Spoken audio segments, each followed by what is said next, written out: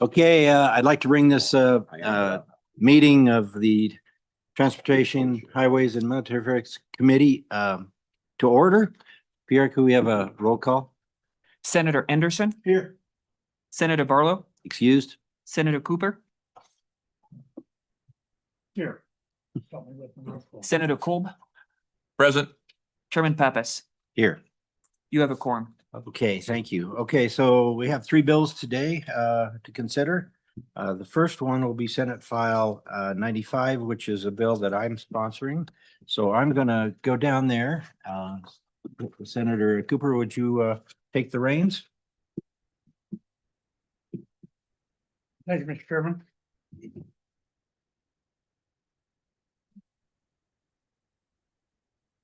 So our first bill for consideration, Senate File number 99 or 95, excuse me, drivers and motor vehicle service third-party providers. Senator Pappas, would you like to run us through the bill? Yes, thank you. Morning committee and everyone behind me. So today I'd like to introduce you to Senate File 95, drivers and motor vehicle services third-party providers. The intent of this bill is to provide a third party that could offer registration and Department of Motor Vehicle Services to its members and to communities. This is an effort that has been ongoing in other states. There's many states around us that have allowed this practice to happen. This would allow an additional location for these services to be performed. And as you know, a lot of times we all get complaints about how backed up driver services can get. And this option would allow a third party, and I think we can use proper names here. This is done by an organization you all know, the American Automobile Association is one of them. This doesn't preclude others to do it, but this organization is providing these services in other states at actually a savings to a lot of the surrounding states. So, and I'm sure there's people that can testify to that better than I could. This will not, want to be clear, this will not allow titling services, okay? So we're keeping those separate until maybe someday down the line the statute could be expanded, and when we have titling and e-titling all set. But right now this doesn't happen. The language is a may and not a shall, so does not force anyone to participate, any of the counties to participate if they don't want to. It may make sense for larger counties and not for smaller counties. It would reduce certainly the workflow and the time that it takes to provide these services. As you probably know, there are a lot of wait time sometimes for these services, and it's an option for the consumer. They don't have to go to this third party. They can continue to go to driver services, but if they want, they can go to the third party. If you take a look at the bill, what it does is it creates section 31.1.205. You can see at the bottom of the first page, department may enter, again, is a may enter into agreements with third-party providers to administer written driving and skills tests for driver's license and administer motor vehicle services. So that's pretty much the crux of the bill. They may establish a motor vehicle division partner program to allow this to happen. The department shall promulgate rules, so they have rulemaking authority in this. Will establish criteria. They establish the criteria for the qualification and certification of the providers, so they have to be trained and they have to be bonded. And if a motor vehicle division partner program is established, the providers will undergo the program, and if you look at Roman at 2, 3, 4, and 5 gives you 6, all of them actually. It's the process of establishing the program, including fees and compensation. I won't go through each of those. I'll let you look at them. This has a fiscal note. If you look at it, the fiscal note came with a $40,000 expenditure. There's not an appropriation in here, and this is a current estimate from the vendor for the changes required. So I think that's pretty much it. I can take any questions you might have. Certainly, most of the questions the folks that asked me to sponsor this bill can probably answer better. But I can certainly tell you that the state, I believe to the north of us, actually, Montana actually experienced a $700,000 annual savings in employee salary deferrals and in administrative equipment costs, because certainly if we expand the services within the department and in driver services, we'd have to provide IT equipment and all that stuff. These third parties take care of that. So, and Utah experienced savings of $564,000 annually. Nevada is also doing this program. So there's many states that are allowing this to happen. So. Okay, Senator. Can you quickly tell us what's meant specifically by motor vehicle services? So we're looking at driver's license testing and issuance of driver's licenses, and I'm assuming that also includes IDs for those people who need an ID and not an actual license, and registration. Okay, it does not include vehicle registration or vehicle registration, I believe is included. Am I correct? Yeah. It is. Yeah. Okay. Not titling though. Right. Any other questions for the senator? Mr. Chairman, Senator Anderson. Mr. Chairman, would AAA possibly be one of the contractors on this, or do they not contract like that? Yes, that's actually the main group that is looking to provide service. They're providing services in other states. Again, and it doesn't preclude any other organization from doing the same thing, though.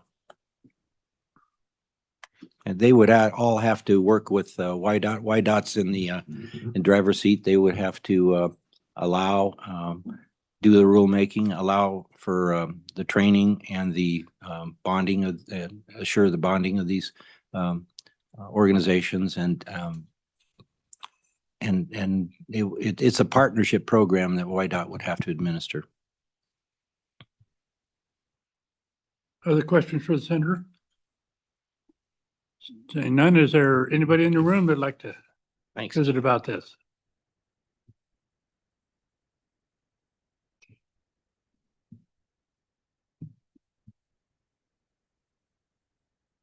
If you'd like to introduce yourself and Thank you, Go Mr. right Chairman. Taylor Rossetti, Deputy Director at YDOT. As Chairman Pappas mentioned, this would be a change in the way business is done largely in Wyoming. However, there are models around the country where this has been done very successfully. There are various stages of how much of the services folks can provide. Your question about which services are available. Vehicle registration, I think, is clearly part of this bill, as well as the various things within driver's licensing. I think in Wyoming right now, we do have a little bit of a third-party program in the CDL arena, so we do have a little bit of expertise here. But we would probably take a very deliberate approach to this, working with the partners that brought this bill forward. I think working with the counties on the registration side to make sure they were comfortable with the way we went forward would be probably one of the largest tasks that we would have to go through.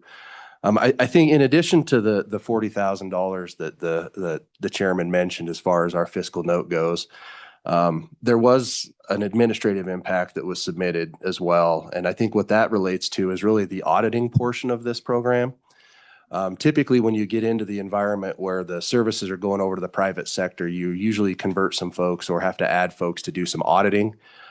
We estimated that to be about two full-time employees, depending on what full build out looked like, with an annual cost of about $185,000 in salary and benefits. I think the advantage to this is, as the chairman mentioned, was a lot of times when the programs are set up, the additional costs that are incurred are usually carried by the folks that are providing the services. So the IT equipment and some of the auditing and stuff like that gets paid for by those third parties. So it isn't an additional cost to the state typically. It's typically deferred by those third parties. I think the other thing that you guys mentioned here was the bonding requirements and things like that. In Arizona, for example, typically the people will pay a $3,000 bond or $300,000 bond per entity. And then usually if they've got multiple locations, they'll pay an additional $100,000 bond. So that, I'm not saying that's where we would set rates, but that just gives you kind of an idea of where that goes.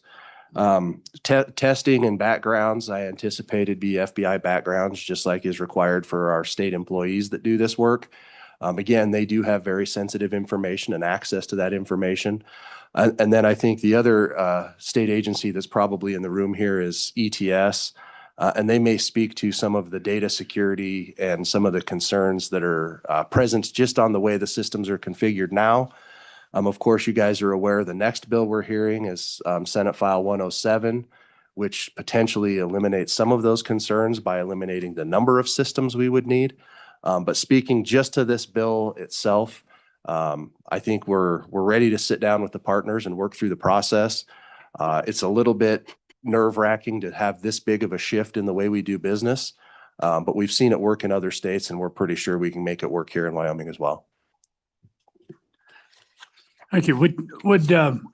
Could you explain how the mechanism for the county clerks and the county treasurers work? Would those people be agents of the county or deputies or?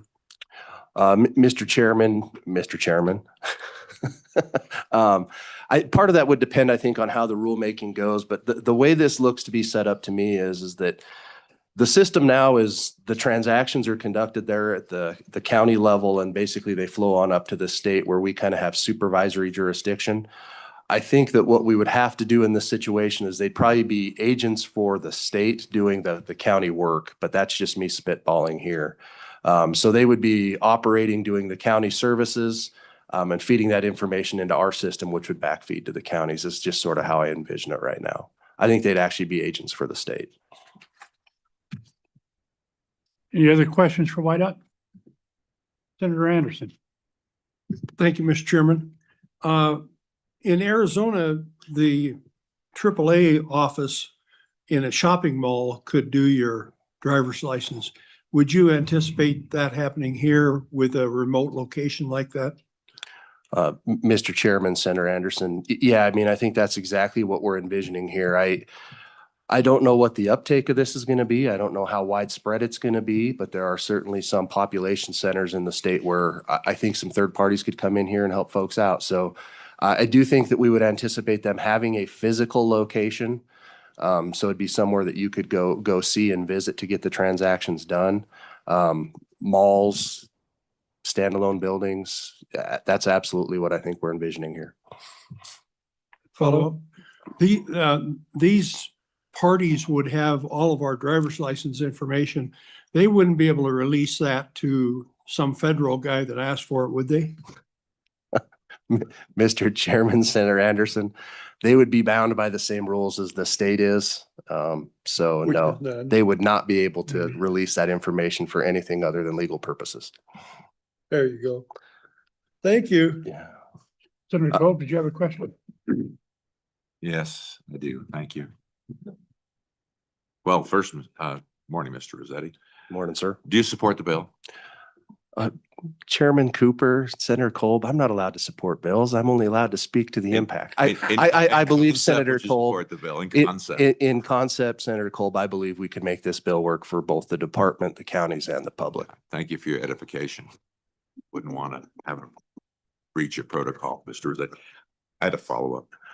The other one is I think, I'm sure with enough people, you can probably do anything, but how do you ascertain the amount of people you're going to need to actually monitor this program once it's stood up and running? I mean, you really need that many people on top of it as for, I don't know, auditing purposes? I just have a question about why it's 2 people. And the last one would be the data issue, the data breach, in so much as it's flagrant with, I don't care what organization it is. All of us, you hear about them all the time, and their solution is you get to have free data monitoring for your breach data for a certain amount of time. So what do we, maybe that's an IT question, but what do you know in that world could help me out with understanding safeguarding people's, data? Thank you, Mr. Chairman. Yes, Chairman Cooper, Senator Kolb. So to the first part of the question, we already have a very, Lacey Bruckner and her group in compliance does a lot of this in the auditing in the dealer and rental car arena. That group consists of basically Lacey and 4 other examiners to handle that business. We sort of looked at what spreading this thing back out would look like. They are clearly additional duties. The group clearly has things to do. So that's where the 2 additional FTEs came from.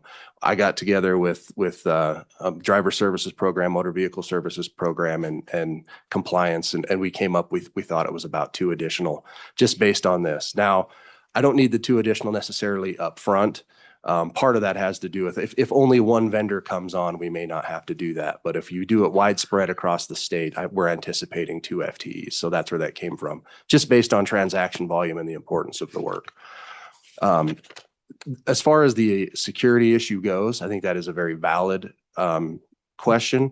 I do think that ETS is probably better left to answer the electronic side of it. I do think that what comes to mind when you build systems like this is they can only see the information they need to see, which means they can see the chairman's information to register his vehicles, but that doesn't give them license to just get in there and start fishing around for Senator Kolb's info. So from a systems built standpoint, that's what you do. Then the back end security and how people can get in there to breach the system, I think that is really the concern that ETS may bring forward to you today. So I think that is a very real concern. And certainly if we have it all on the state network, it's far easier for us to manage. This contemplates maybe putting it outside that network, but that would be a decision that would get made later on. And to that, Senator Cooper, and Chairman Pappas, on Thursday, when this bill was coming before you guys, we had distributed a proposed amendment. I don't know if the group saw that. Yes. Yes. That amendment is actually specifically related to that auditing function. And what I'm proposing, if the body is willing, is that in section 2 of the bill, add 31.1.203, which is currently in statute. What this allows is special enforcement officers for special functions to be designated within the department. You can see there in B, there's several different statutes within this in the book already where this is already a permission that's granted to the director. All I'm proposing is adding 31.1.205, which is this new third-party monitoring to that section. The ones that we use significantly are actually in the rental car and dealer world. And just to give you guys an idea, on my side of the house in compliance, in 20 years, we've issued 240 citations. So it's about 10 a year. It's a last-ditch effort, and those things are then turned over and the courts will run through them. So I just would ask consideration to, if we go down this road, being able to put some teeth in some of that monitoring. Okay. Other questions for Mr. Mercedes? Senator Barlow. Thank you, Mr. Chairman. My apologies to the committee. I was giving a tour and Wasn't paying attention to the time, so my apologies. Thank you, Mr. Chairman. So two questions. In the bill draft on page 1, there are agreements, may enter into agreements. And then on the second one, there is may establish a partner program. Do you have any comment? Is one just an outshoot of the other? Is one the over umbrella and the other is the individual agreements? Or is there actually two things being contemplated based on your understanding of the bill? And I did not get the explanation from the sponsor. So do you anticipate two things? And then because this is a may, and I don't want you to look in the crystal ball, but if you establish this program, does that mean, would that indicate that if you establish a program, you believe in it, that means there'll be less Department of Transportation personnel needed across the state as well? Thank you. Mr. Chairman, Senator Barlow, Senator Colben, Senator Anderson, I guess. We'll just talk to all of you. So I believe there are two things. I think that if we establish the program and enter into the agreements, then we have to go down the path of establishing the rules and the rules for the program. So I do believe your read on that, Senator Barlow, is correct. I think the logical way for us to approach it would be to actually explore what the rulemaking and the program would look like. And then once that's established, then go in and enter into those agreements, if that makes sense. I don't think I'd enter into an agreement with AAA and then create the program. I think I'd create the program first and then enter into the agreements. I do take the language there to be permissive and exploratory.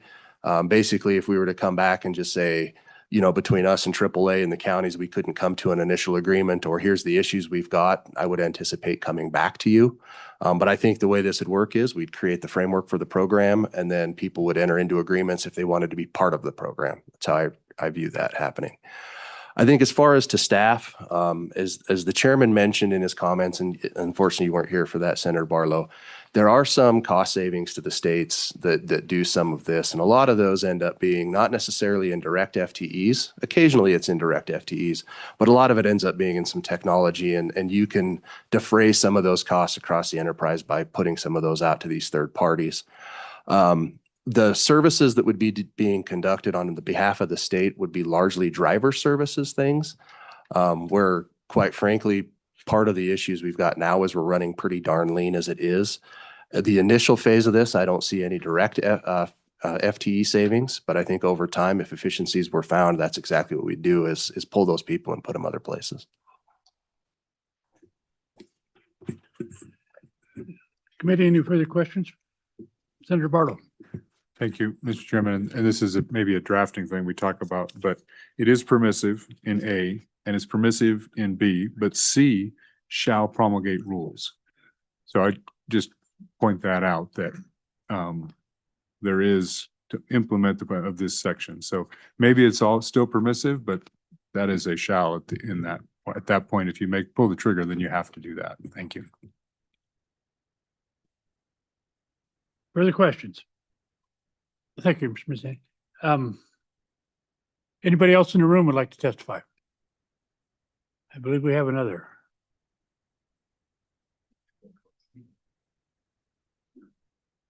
If you could identify yourself and the floor Mr. is yours. Chairman, my name is Jeff Kleins. I'm the Director of ETS, Enterprise Technology Services, and wanted to visit today about some estimated fiscal and operational impacts that are necessary to execute this legislation safely. We did provide a fiscal impact statement to the LSO on January 27th, but we noticed it did not make it to the website or posted. Let us know if you did not receive that and we'll get it. So you do have it? Okay. We do have a copy. Yes, we do. Thank you very much. So in section 1D, it states that a third party shall not be considered a governmental entity. In the world of cybersecurity, and to reiterate your concerns on that data privacy, that designation is critical. It means we cannot treat these providers as trusted insiders or grant them direct access to the state's internal network, as the application is currently designed to manage access to this application. To comply with section 1 CV, it says that to ensure the integrity and security of the system, we would adopt what we call a zero trust architecture, meaning giving them access to just the data they need to do their job and nothing more. The current application architecture and design leverages existing state infrastructures, but designed for state employees and others to engage directly with the state as state consultants and things like that. So these systems, as such, these systems were not designed to work with third-party entities. And such, the fiscal note basically articulates that we would need to set up a duplicate environment and change that to be specifically designed for those third-party entities. And when we wrote this fiscal note, we weren't sure if it was one entity or multiple. So a lot of there's assumptions that we were going down multiple entities that would do this. And I understand that while it's a primary with AAA, there's also an opportunity to add additional entities down the road as well. So obviously setting up a duplicate environment is going to be expensive. So then there's many different ways. We had a few days to be able to put this together. So there's a lot of assumptions here. So the estimate for our fiscal impact at high levels, right, about $8 million, which I understand is a lot. Let me try to walk through those at a high level. Majority of that's going to be for what we call supportive services. For instance, $3 million per year for Azure services. And this is where the application is hosted and data and things are managed in that environment. We would have to create a duplicate Azure environment than what we currently, or it's similar to what we currently have to be able to deliver the application. We'd have some one-time costs from contractual services for about $600,000 that would allow us to create what's called a business to customer consumer authentication. And that would allow those third parties to authenticate securely into the system as well. Again, replacing an existing state system specifically designed for these third parties. There was, based on our understanding, we had a very high level FTE impact, about $670,000 for 7 new full-time FTE. And that would be expanding ETS's current services for password management, environment management, to expand it from state employees to those third parties as well. That would include, infrastructure maintenance, support for the endpoints and things like that. And again, a lot of this is based on their understandings and assumptions. Since we drafted this fiscal impact statement, we have had the opportunity to meet with AAA, who's explained some of how other states have done it. And a lot of it goes down to how the other states' applications are designed. Some of them are designed where they are able to build that third-party access into the system, so they are able to authenticate directly into the system without the additional infrastructure. Some of them extend the state network to the third-party locations and then give the third-party state computers that they authenticate into, things like that. So I think there's some options for us to continue to explore further what the fiscal impact would be, but I don't have enough detail at this point in time to provide you more detailed based on all the different options we could explore. And with that, I will stand by for questions. Any questions for Enterprise Technology? Senator Anderson. Yes, thank you, Mr. Chairman. So you think you can protect us enough that somebody won't send our information to some U.S. government entity? Mr. Chair, Senator Anderson, that's what the intent of this architecture was done, especially from a zero trust. You only want to give just the minimum amount of information to whoever's doing it. As YDOT testified earlier, just they would be able to look up the one person they're working with and not export large amounts of data to give to anybody, whether it be the federal government or anything else. But that would be the intent to design the application in that way, or the additional environment. Thank you. Thank you. Senator Kolb. Yeah, thank you, Acting Chairman. We've talked about this data. What is it? I mean, I've heard nothing about what the necessary data is. Is it your driver's license number? Just what are we talking about that's considered to be necessary for this purpose of, I don't know. I don't know how to categorize what I'm trying to say exactly, because you haven't said what is necessary. So could you please explain what the data is? In other words, my concern is if we're giving away information that would lead you to make a duplicate driver's license, which we have the Real ID in the state of Wyoming, which would be a very bad thing. So what is that minimum? So, Mr. Chair, Senator Colbin, I'll ask Taylor just to keep me honest here, make sure so to your point to the Real ID. So it is all the basic biographical, personally identifying information on the citizen: name, address, date of birth, eye color, weight, you know, all those fun things you like to do. But then it's to be a verified credential for Real ID, you need, you know, bills and something that verifies your address and those type of things that add on to it. Is it birth certificates and things like that? That when they're issuing driver's license, they have to validate that at the counter to be that Real ID compliant. That's right. I'll let-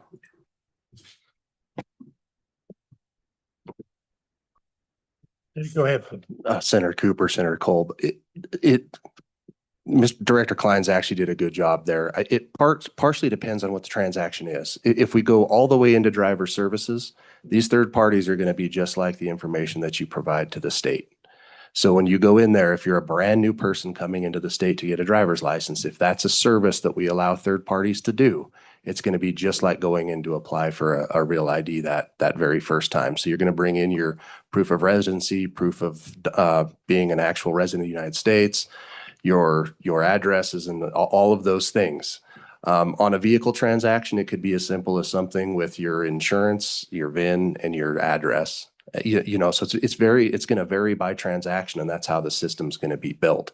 So again, to your point, if all you can do is vehicle registration, you're not going to see any of my driver's license stuff. The only thing you're going to see is the minimum amount required to do a vehicle transaction, which is going to be, you know, basically like your VIN number, your name and address, and then probably what the fees are calculated out to. So it's going to be built to be limited to the transactions that we're going to allow folks to do.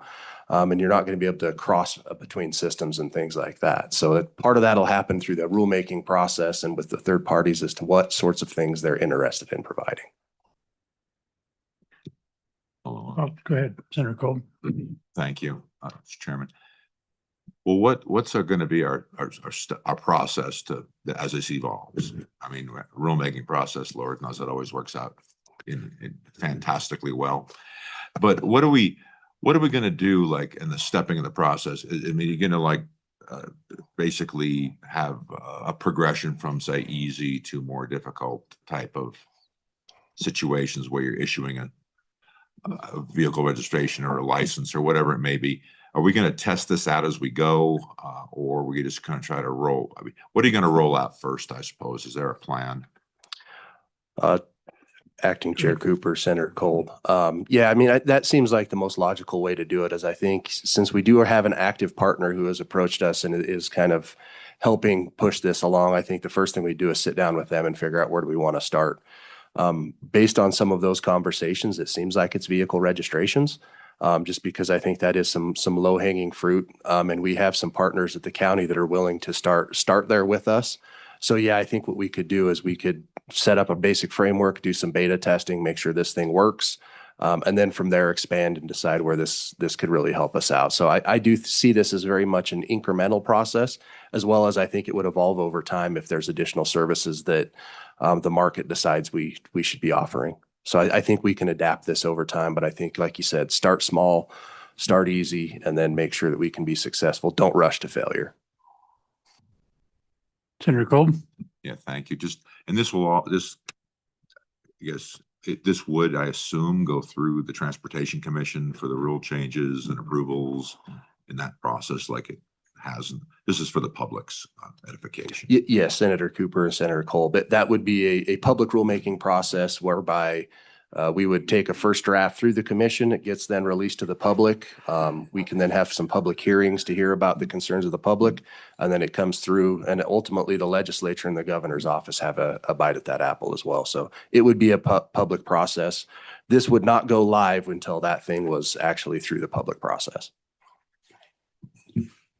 Further questions? I have one more. Would this be statewide, or would the counties have the option to opt in or opt out? Senator Cooper, that's a very good question. The nature of the way the county systems are set up now, they're all almost a unique system. So each county would almost have to opt in at this point.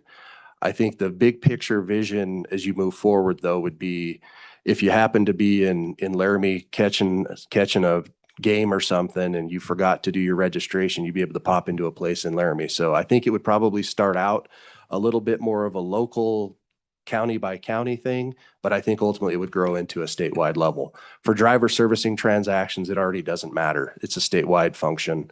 So you can go to any office, but I think for vehicle registration, at least initially, it would be a little bit more close to home. It would be somebody setting up shop in Cheyenne to help Laramie County out. It'd be somebody setting up shop in Green River or Rock Springs to help Sweetwater County out. But ultimately, if everything gets put together, you'd be able to go anywhere in the state to do these transactions regardless of where you lived. Further questions? Seeing none, anybody else in the room like to testify today?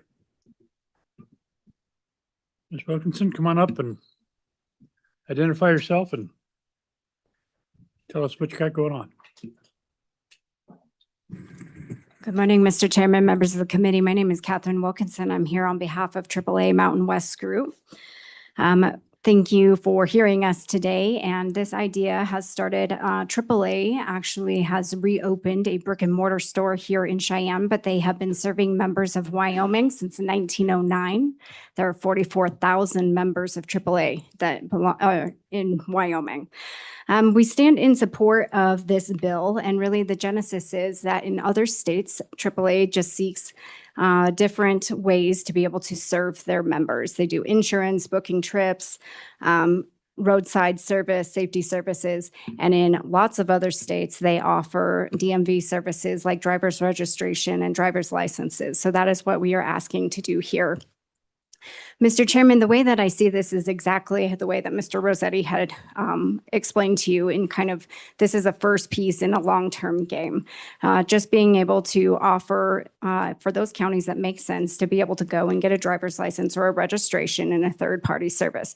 For some larger counties, it might make more sense, and smaller counties, it may not. This was very intentionally written to be an option only for those counties in which it does make sense. This is one piece of the puzzle. E-titling was specifically not wrapped into this bill. I know in another capacity, I was part of that work group, and I think it's good to move it to the e-titling side. That took a lot of time and effort. This is not meant to undo any of that, but rather work towards eventually getting all of that on one system. And with your leeway, Mr. Chairman, I know we are not supposed to speak about other bills, but there is another bill that would unite the treasurers onto one system, which ultimately I think just makes it easier for all the citizens of Wyoming in general to have all of those systems talk to each other and communicate with each other. We see this as one piece of that as an additional option.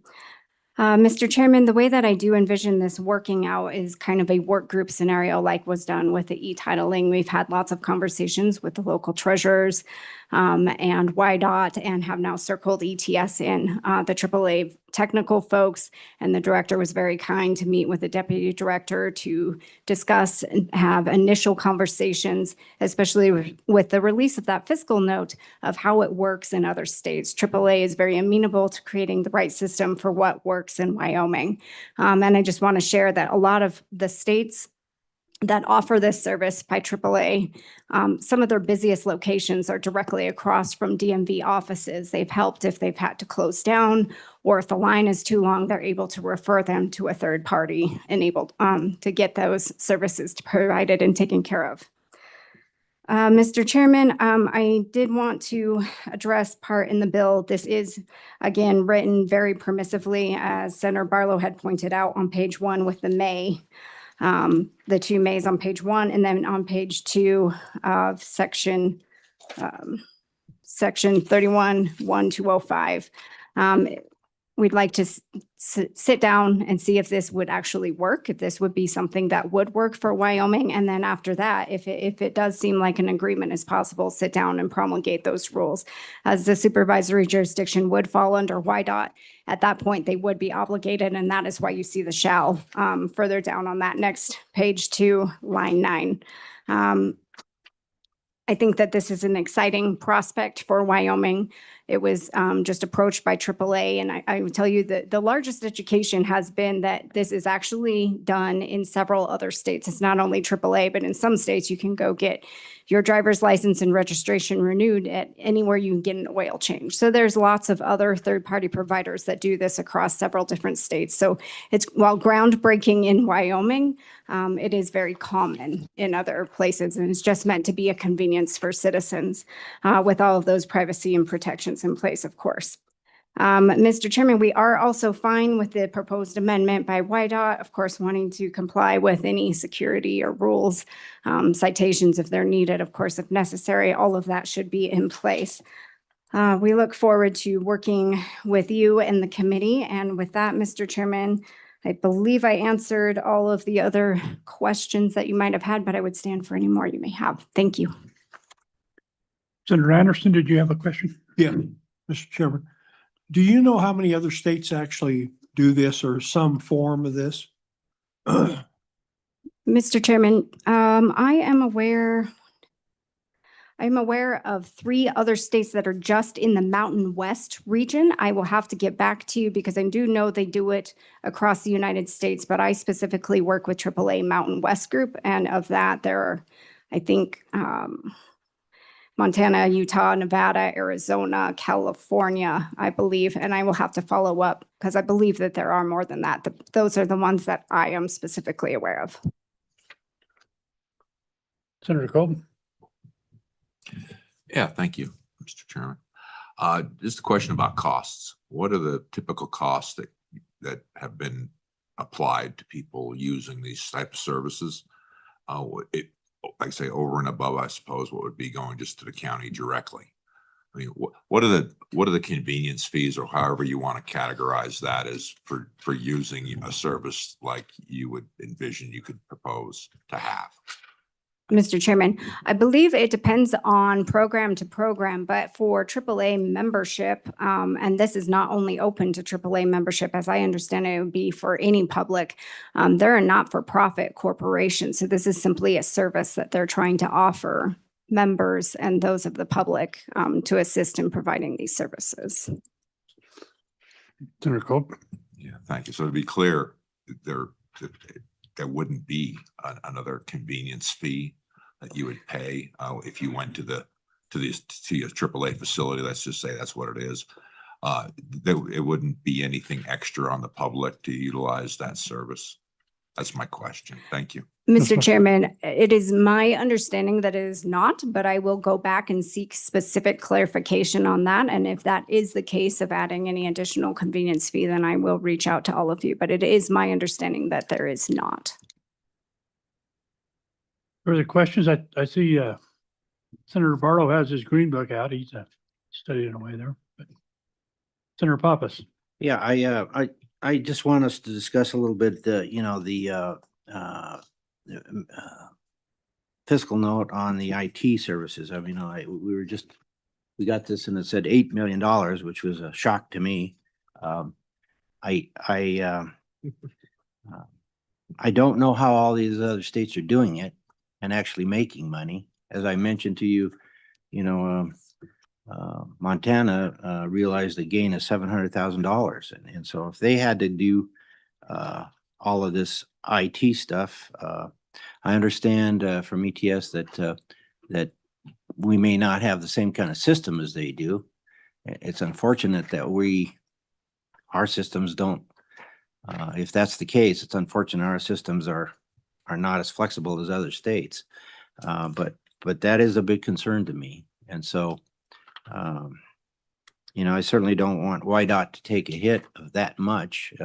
If that's the case, WYDOT will never go into a partnership. I can tell you this right now. So again, it's it's up to the department to do it or not to do it. So even if we pass this bill, it's going to have to pencil out for the department as well. Further questions? Senator Barlow?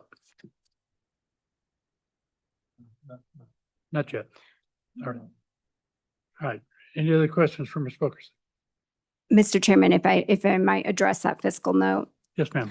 Mr. Chairman, yes, I agree. And that was quite a shock. It was my understanding when we had a meeting with Director Kleins, that that was an absolute worst case scenario with not knowing what the ask was of this bill, and that we were able to have a conference call to get folks that understand in exactly these types of systems on the same page. And they have had initial conversations with that. I agree that with an 8 million, that's not a reasonable ask at all, and nor would we want the department or ETS to take on that kind of a burden of a system. So I don't have the exact answer, but I know that the technical folks are working and that they have done this in other states, and I very much doubt that it costs that much. So I think, again, this was stressed that this was a worst case scenario from complete scratch. So I believe that everyone is talking and will continue to work on this should this legislation move forward at a much lower level of a fiscal note than $8 million. Thank you, Mr. Chairman. Senator Kolb. Thank you, Mr. Chairman. I don't know if it's appropriate to answer this if you know, but is there any conversation, this $8 million is an absolute shocker. I mean, come on. I'm going to say $1 billion. I'm sure it would cover it also. The question I have is there any been conversation about cost shifting back to the counties? If we're going to take on this kind of responsibilities, are we going to have a partner in that? And I don't know if that's gone anywhere yet, but I wonder, I'm not saying it's, I mean, I think that's worth, certainly we're here and we're talking about it, but how can we handle an $8 million cost? And how is that fair to the state of Wyoming if we're basically cost shifting from the counties to the state? Are you aware of any conversations about that? I mean, in light of this amount of money? Mr. Chairman, no, I've had lots of conversations with the counties, county treasurers and county clerks, actually, even though e-titling has been taken out of this. So that is a further conversation to have. The genesis of this bill is really to alleviate some of the concerns, with the property tax cuts that have gone through, and just to provide an additional option for citizens of Wyoming. But happy to have those further conversations that absolutely need to happen. But the intent was never to shift that much of a cost upon the state or the counties, but just to come forward to provide a service.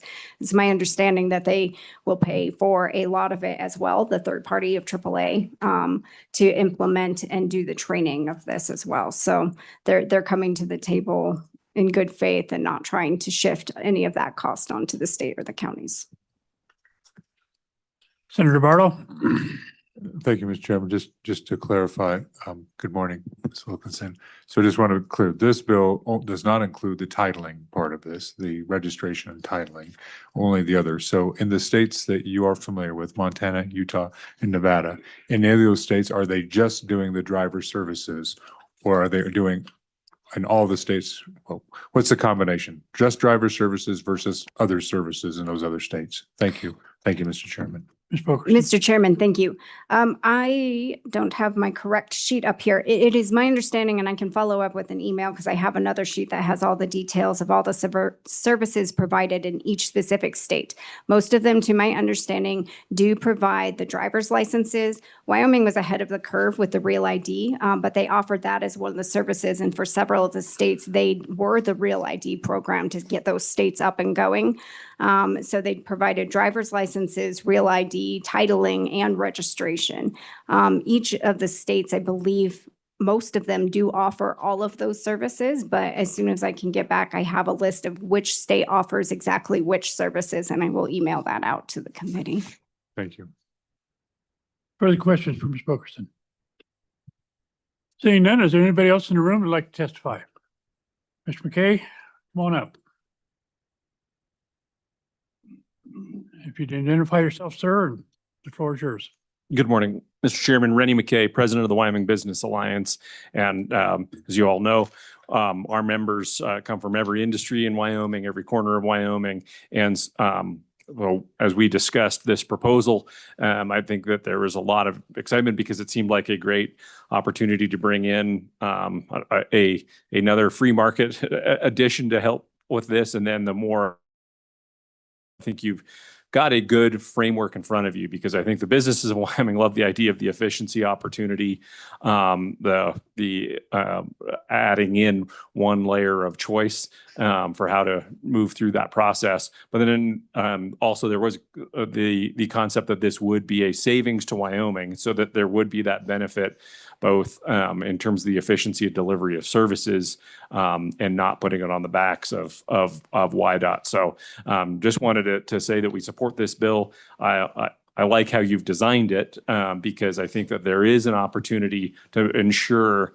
that this is a cost savings as we go ahead. But as we've seen it in other states, it is beneficial. So we, we'll remain hopeful and believe that innovation can come, and that it can see that this isn't going to be a big cost to the state and actually should be a cost savings before those agreements are built in. So I think this is a good opportunity to help serve the public and businesses in Wyoming, so that they've got that opportunity. Some of you from the smaller counties probably don't know this, but here in Cheyenne, everybody has to deal with that choice issue. So you may drive over to Laramie or drive up to Torrington to get your license right now, because you just want to see what the lines are like in each community. And if you're got a 16-year-old kid at home like I do, you're trying to figure out where the best place to take your kid is for that test. And so you're already kind of looking at that marketplace. And I think you all are just helping to create a framework so that if we've got a good opportunity in front of us as the details emerge, that maybe we're providing, again, efficiencies and cost savings. So thanks, Mr. Chairman. Question for Mr. McKay? Seeing none. Anybody else in the room would like to testify? Pierre, do we have some folks online? Okay, if you could bring Lindsay West on, please. And we're going to address just Senate File 95 at this time. I see they're registered to testify for all three bills.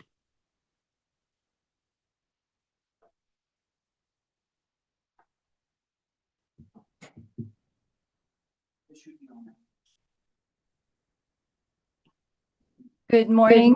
Can you hear me all right? Good morning, Ms. West. We're going to, if you could identify yourself, we're going to address just Senate File 95 at this time. I see you're registered for all three bills, but we want to restrict your comments to 95 at this time, please. Go ahead. Mr. Chairman, members of the committee, my name is Lindsay West, and I serve as the Carbon County Treasurer, and I'm also the current president of the Wyoming County Treasurers Association. The association is neutral on the general concept of allowing third parties to handle basic services related to vehicle registration. As you are aware, the county fee portion of any vehicle registration is a fee in lieu of a property tax. Those fees are distributed in the same manner as property tax, which requires accurate assignment to the appropriate tax districts so that each taxing authority receives the revenue to which it's entitled. At last check, there are 599 tax districts in the state of Wyoming, and as fiduciaries responsible for the proper care and distribution of custodial funds, we place significant importance on accurate sourcing of fees to tax districts, as well as precise, timely tracking, reporting, and remittance.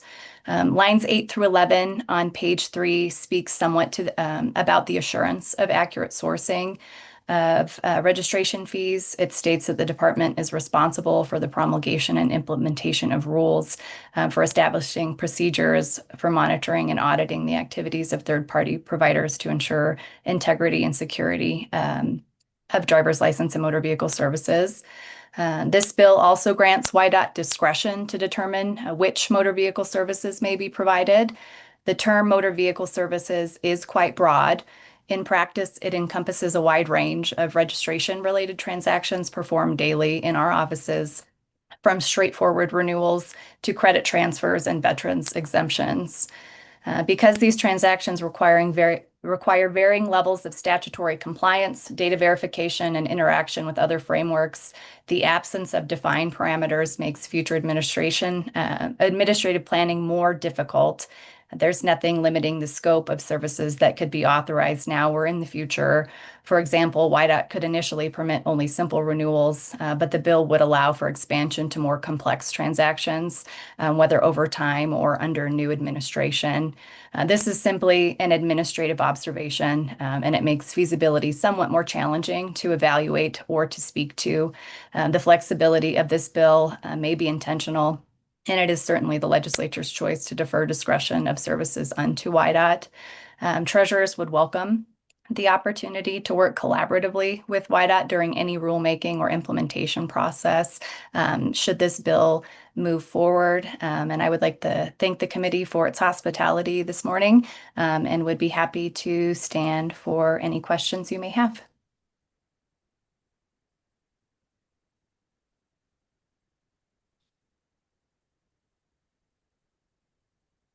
Sorry about that. Any questions for Mr. West? Senator Barlow, go ahead. Thank you, Mr. Chairman. Ms. West, thank you for your service. Do you have an idea of what the annual cost of maintaining the registration system is for the treasurers of Wyoming? Thank you. Chairman Cooper, Senator Barlow, I don't have exact figures. Again, each county is maintaining kind of their own internal registration software. I could certainly reach out to the group to try and get those numbers for you if you'd like for me to do that.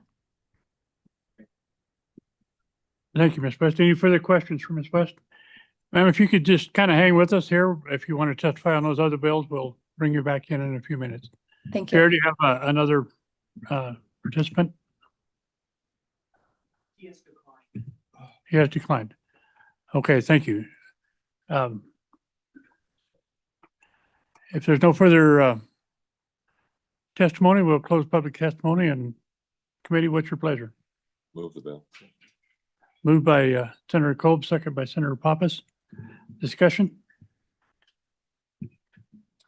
Senator Barlow? Thank you, Mr. Chairman. So, Mr. Chairman, I guess I want to be very clear. This goes back to page 1 and 2. A talks about third-party agreements to administer written, driving, and skill tests for driver's licenses and administer motor vehicle services.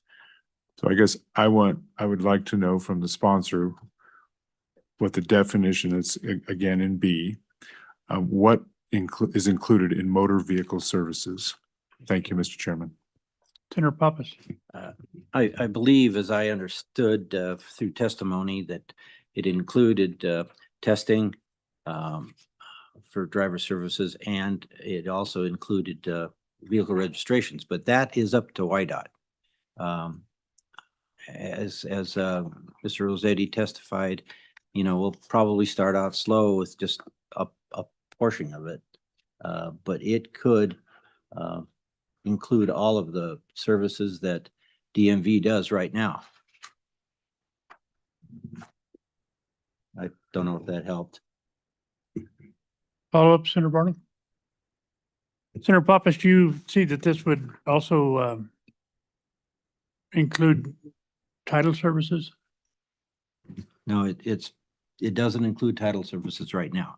Someday, with future legislation, if we get all the systems connected together, it may. It does in other states, but right now it's not. It doesn't allow titling services.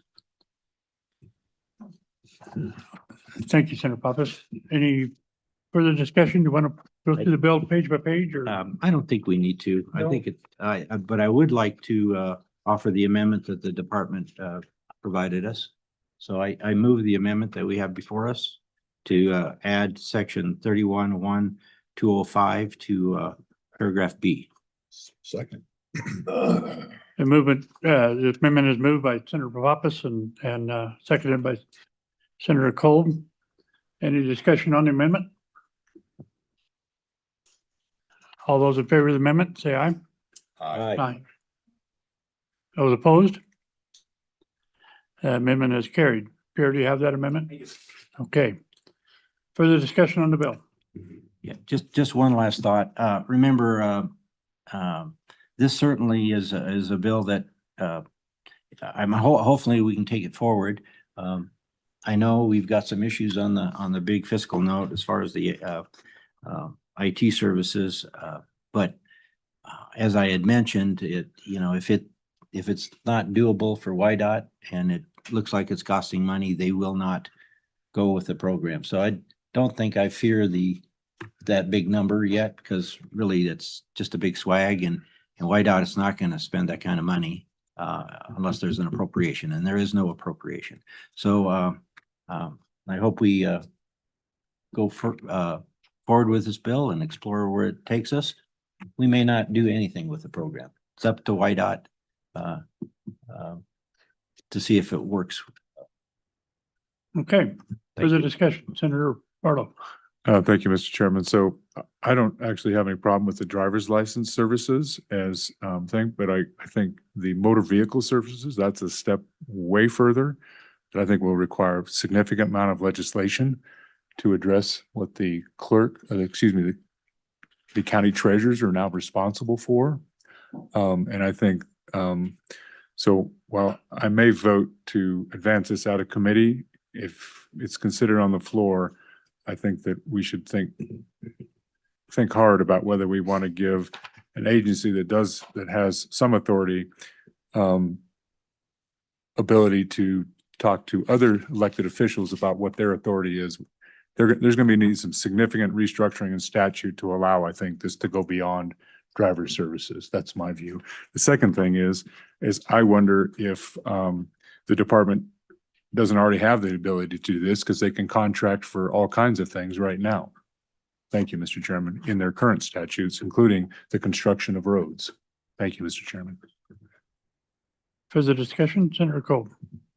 Yeah, thank you, Mr. Chairman. My biggest issue has come up is the fiscal note.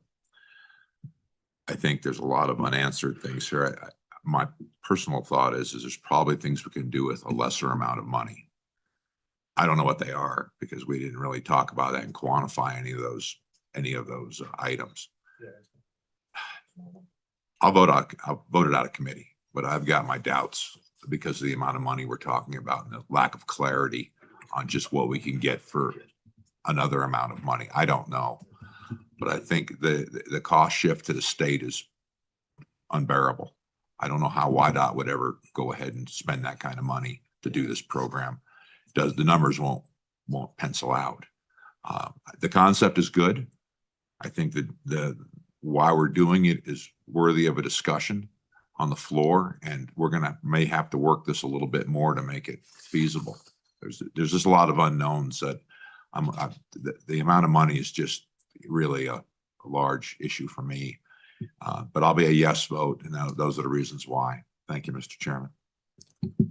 Thank you, Senator Colton. Any further discussion? Seeing none, Pierre, would you like to call for a vote? This is a roll call vote for Senate File 95 as amended. Senator Anderson. Aye. Senator Barlow. Aye. Senator Cooper. Aye. Senator Kolb. Aye. Chairman Pappas. Aye. 5 ayes. Thank you, Pierre. Senate File 95 has passed the Transportation Committee. With that, Mr. Chairman, I'm going to hand the reins back to you. I thank you for the opportunity to run that bill. Thank you, Senator Cooper. Okay, our next bill for consideration is Senate File 107. Motor Vehicle Registration and Plate Issuance System. Our sponsor is Senator Nethercott. Welcome, Senator. Glad to have you testify in front of Transportation this morning. Well, good morning, Transportation Committee. Good to be with you this morning and how thoroughly you work your bills. Luxurious time you have in Transportation Committee. It is refreshing. So in front of you, Senators, you have what could be considered a companion bill to the bill you just passed out of the committee, which is a motor vehicle registration and plate issuance system. Just gonna kind of highlight some key points for you in light of your previous conversation. This bill does not go into effect until 2028. There is no appropriation in the bill draft. What is necessary is for Wyoming to move into the future and recognize that all of our counties and YDOT need to be on a software system that can speak to each other and is streamlined and consolidated. That is something that YDOT is aware of and actually supports. And so they reached out to the county treasurers and said, what new software system should we update to, recognizing that the current program that they have been utilizing is on the edge of collapse and is failing. And so this is something that has to happen. This isn't a choice, but we're kind of accelerating the delay that I think having 23 counties and YDOT move more in sync may be a challenge. And so this kind of just forces that along in a way that good governance can do, particularly from the legislative perspective. So there is no appropriation in the bill draft. That is intentional. That's not just to get it through. It's because there isn't one needed at this point in time. This bill comes to you at the request of the treasurers who agreed at their fall meeting at the request of YDOT to come forward with a requested system in place. 6 of the counties already use the system and pay for it. Thus, it is more likely than not that the state system will be the system that 6 of the larger counties already utilize and pay for. The bill allows for YDOT to collect a $5 fee. I could belabor the point of how efficient it is to have one system, both for our constituents and for our public officials who are tasked with serving their constituents. But this is the idea. It is one motor vehicle registration and license plate system. I know there's a number of county treasurers that would love to speak with you about how they could serve our joint constituents more effectively by moving this forward. Again, it's really not a choice. It's a must have to do in order to bring Wyoming into the modern world, which really helps business as well, not just our constituents, but understanding how quickly these titles can get issued, registration can occur, getting one efficient consolidated resource on board. 6 counties already do it, bring the others on board, forcing YDOT to get in the game. That's it. That's the bill, supported by your county treasurers. Happy to stand for questions. Thank you, Senator. And other questions, committee? Mr. Chairman, for your comfort, knowing you may want to go through the bill page by page, let me walk through that just much more methodically. So page 1, line 12, this is the new section. This is what this bill is about. So 31 to 236 is the new section that is being created by this bill draft. So you can see going into page 2, we define what a motor vehicle registration and license plate issuance system means. It means a statewide electronic motor vehicle registration and license plate issuance system implemented and administered by the department, which means YDOT, and supports all functions necessary to register those vehicles and plates. Again, moving into paragraph B, as I previously mentioned, the highlight here doesn't go into effect until July 1st, 2028. That allows for negotiations with the vendor to come into play and what can occur with those 6 counties concerning the system that they already use. Also allows us the ability to come back in and make any necessary amendments in 27 if necessary. And in 28 as well, because it doesn't go into effect until July 1st of 28. As you can see throughout, it records, processes, does everything you can imagine a wonderful software system can do. Going on to page 3 on line 22, that's where you can see that the department can charge a $5 fee.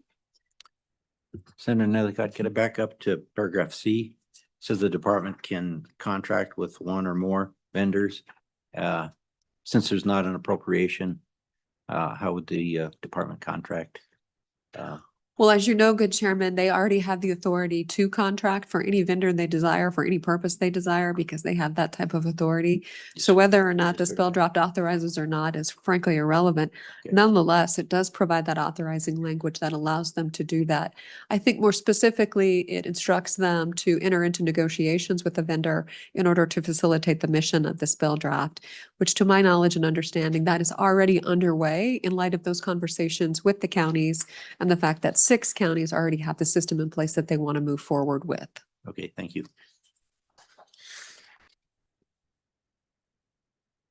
So moving through the rest of the bill.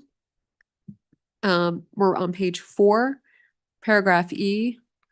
Upon activation of the motor vehicle registration and license plate issuance system, all county treasurers shall use the system to carry out the county treasurer's duties under this title. That really is the bill draft. So when we move on through to the bottom of page 4, line 16, the section on records, this is existing law. So we are amending existing law, recognizing the need to add the addition of a license plate and registration system going into the record keeping requirements associated with vehicle license plates and registration. So currently, line 18, paragraph C is current law, but we are changing that law going into page 5, adding the provision that county treasurer shall forward records of vehicle registration electronically through the motor vehicle registration and license plate issuance system, right? So we're just amending the current language in statute to recognize that the facilitation of the communication shall occur through the one system. And that continues through the remainder of the bill. Page 6, section 4, the department issue rules as necessary to facilitate the purpose of the bill. And that's the bill, Mr. Chairman. And again, I would defer to those subject matter experts in the field and of course YDOT who are having these conversations. I think there may be, is there a fiscal note attached to this bill draft that you have in front of you, Mr. Chairman? There is a fiscal note that shows an administrative impact and anticipated revenue increase of, this one different? 107. Yeah, so we have a fiscal note attached to the bill that in 2029, a fiscal an anticipated revenue increase to the highway fund of $5 million. But then we do have an agency estimate of administrative impact that's looking at a $20 million impact in 27. Yeah, Mr. Chairman, that's what I was concerned about and wondered if there was an updated fiscal note.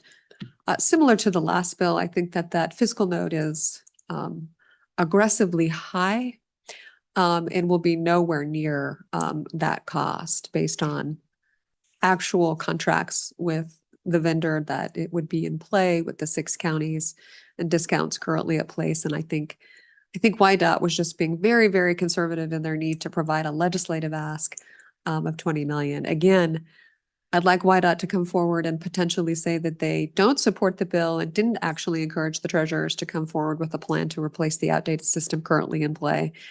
And so there's going to be an appropriation ask at some point in the future, but that 20 million I think is probably, at a minimum, probably 10 to 15 too high. But we shall see, and I may eat my words, but I think it's probably in a very out of an abundance of caution type of an estimation. Thank you, Mr. Chairman. And perhaps maybe we could roll in the requirements of the previous bill into this system as well. So, okay, Senator Barlow.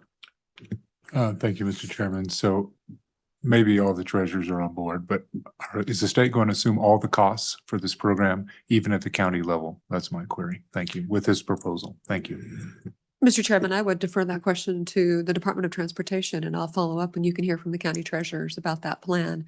I think it is clear that they have the ability to charge a fee in order to recover those costs long term. And the counties intend to participate because they've already purchased the system. Mr. Chairman. Senator Cooper. Thank you, Mr. Chairman. Senator, speaking to my poor old roughneck sheepherder mentality, would you explain to me make it clear to me that this is an statewide electronic system bringing uniform registration to all the counties, administered by the counties, but the record keeping by the YDOT. Is that relatively correct what we're trying to do here? Yes, I think it's joint record keeping, and making sure that there's a communication between the counties and the state for license plate issuance, which is issued those are joint partnerships, YDOT and the counties. And so it's allows communication and record keeping by both entities in one system, allowing for that communication and record keeping to be consistent. So everyone is operating under the same type of notices, communications, and consistency throughout. Oh, Go ahead. So currently, we just have a random systems out there. Is that what's going on? Mr. Chairman, through you, I don't believe that there is disparity amongst the counties for the different systems that are in use. My understanding is that the majority of the counties and the state are in an antiquated system that's going to fail. I believe I heard some communications from one county, they're still on a DOS-based system, so that's, I was alive, but it was early in my life when it was developed. So this is a critical requirement associated with, I think, the proper record keeping of the public's data, hearing concerns about the ability for the state or local governments to protect the people's data, which certainly license plates and vehicle registrations include that, require an updated and secure system. And this is part of getting on board with efficiency of government, good constituent services, protection of people's data, the prevention of bad actors hacking into antiquated systems, and just getting everybody on the same page, which is where they're trying to go. This just helps facilitate that in one row of the boat. Mr. Chairman, Yes. Senator Nethercutt, so your suggestion that, God forbid, state of Wyoming should move into the 21st century? Is that what you're suggesting here? We can pay for it with stable tokens. So, Senator Nethercutt, if you could inform me, this system that's in the 6 counties or whatever system we'll go to, is that different than the e-title system, or would these be a combined system? Mr. Chairman, I can't speak to the e-titling system, and the bill does not contemplate that. Yeah. The name of the system is called, I think, Wildcats or something. Okay. Maybe somebody could, just for my knowledge, whether, YCATS is the name of the system. okay, thank you. And it was developed by and paid for by those counties. Okay, thank you. Senator Anderson. Mr. Chairman, Senator, this expands the use of electronic information from the treasurers to the state, and it puts a lot more information in there. Recently, we've had an egregious release of our information to the feds. Is there anything in your bill that protects us from that happening by an elected official again? Senator. Mr. Chairman, there is not in this bill, but there is a bill coming out of the Minerals Committee recently and the Blockchain Committee dealing with digital privacy that provides and instructs some of those protections. But I fear that the Public Records Act trumps the intent of that bill. And so much of this information would be considered a public record and subject to that disclosure. Curiously, to the egregious action, much of the information that was turned over to the federal government was not identified in our statute as being part of a public record. And so that would be a very different analysis than vehicle and license plate registrations. Okay, thank you. Great. Any further questions?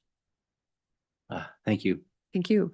Could we have the department weigh in on this?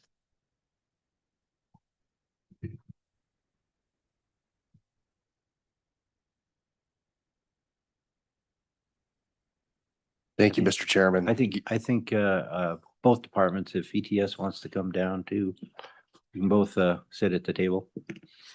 Thank you. Go ahead, Mr. Rossetti.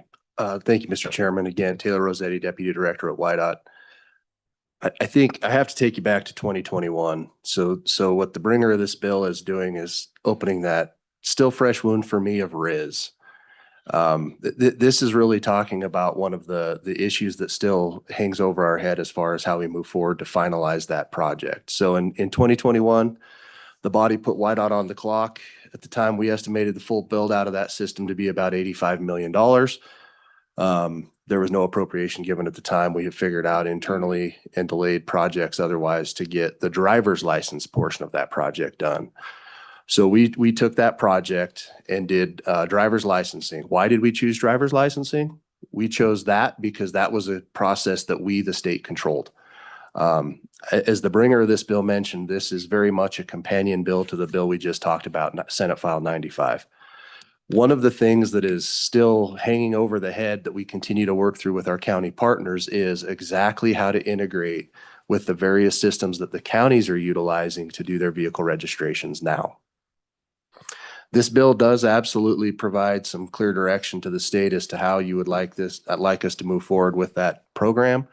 Also, I believe it's directive to the counties as to the way you guys would like to see this put together and like to see us proceed. I certainly won't speak to how they feel about that, but this certainly makes some decision points for us and our partners at ETS far more simple. Currently, as the bringer mentioned, there's 6 folks using this system. There's a group of 15 or 16 using another. I think there's a lone rider on their own, and then there might be one other system. One of the issues we run into even with that is it seems like, okay, so there's only 4 integrations you've got to make. Many of these people that are even utilizing the same system are using different versions of the system. So really, when we're looking at integrating and modernizing the YDOT portion of this, we're looking at how is that going to interact and interface with 23 different systems. You had the clerks on the other side with e-titling, and you actually got potentially 46 different systems. So this body gave us clear direction last year to go forward with one e-titling system, which is being moved. This then moves on to one system for the vehicle registration thing, which actually does make decision-making for us at YDOT, and I think for our friends at ETS, it does simplify those things. The $20 million appropriate or fiscal note, again, was just based off best guess, making assumptions as far as what this is going to look like. Also, as the bringer of the bill mentioned, there is a fee for recovery on the back end of this. So at this point in time, I would absolutely love to see an appropriation for the bill. However, I think as the bringer mentioned, this gives us time to explore what that single system is going to look like, look with all our partners and figure out actually what that fiscal impact is going to be. Again, this bill from our side of the house does make our job easier as we modernize. It also doesn't necessarily change a whole lot about what is electronically being shared between us and the counties. What it does is streamline how that gets done. Most of the transactions that are getting done in the county systems now are coming through to us electronically, just in various ways. This would actually streamline it and actually make sure that that information gets to the places it needs to be more quickly and more uniformly. So I think this helps for data integrity. I think for the citizens, I think it helps for data integrity for us as the state and the counties. It also, I think, helps on the law enforcement aspect to ensure that good data is getting passed back and forth. So I believe that this does streamline significantly and does provide some significant guidance to us, the department, as to the path you would like us to move forward. It also narrows the scope of our modernization project from potentially 23 or 46 systems, probably down to 1 or maybe a couple.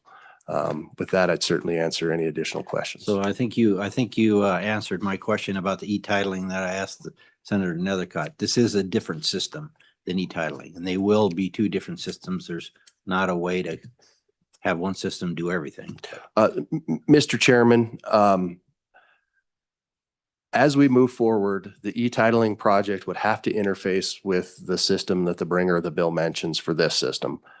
I think what we're looking at is ultimately one integrated system, but I think because of the nature of the way the transactions are in statute and the way the bill was passed for e-titling, we've got to treat that like a separate system now, but that would ultimately integrate into this system as well. Okay, great. Thank you. Any questions for Mr. Rossetti? Senator Barlow? Mr. Chairman, speaking to the e-titling went into effect January 1st of 2026. And this one is anticipating 2028 as its as its initiation. So I guess, and the e-titling statutes actually become effective July 1st, 2027. So now we have three different dates as far as with this proposal. Would it make more sense to actually back if we were going to move this forward, back the implementation of this back to 2027 to match that e-titling? Thank you, Mr. Chairman. Ms. Rosetti. Mr. Chairman, Senator Barlow, I love your aggressive nature. However, part of the e-titling legislation as well requires us to come before this committee in November, along with the working group on e-titling, to basically give a progress update as to where we're at. Depending on the outcome of this bill and the way that moves forward, I would actually say the reverse might be true. It might be wise to hold off the final implementation of e-titling to align better with this one so that we do get a single integrated project. And again, I think as we worked through the e-titling legislation with our partners, there was always the understanding that if we were going to hurry towards failure, we didn't want to do that, and that we anticipated it was possible in November of 26 to come before this body and ask to push that July 1 date on e-titling. At this point in time, crystal balling it, it seems better to push that one back a year at the agreement of the body and the partners versus trying to rush this one a year, if that makes sense. Okay, thank you, Taylor. So can we move on? Oh, did you have a question? Mr. Chairman, yes. Oh. Mr. Chairman, this goes into effect July of 2028, yet you don't show on your fiscal note any revenue in 2028. Is that because you're just getting put together, or then in 29 you show quite a bit of revenue? Is there no revenue in 28? Mr. Chairman, Senator Anderson, with a July 1, 28 effective date, that would be fiscal year 29. So there wouldn't actually be any revenue collected in 28. Fiscal year 28 would actually be fiscal year 29. That's the reason that that delay looks like that. Senator Kolb. Yeah, thank you, Mr. Chairman. Well, I was going to ask the RIS question, but it already got answered.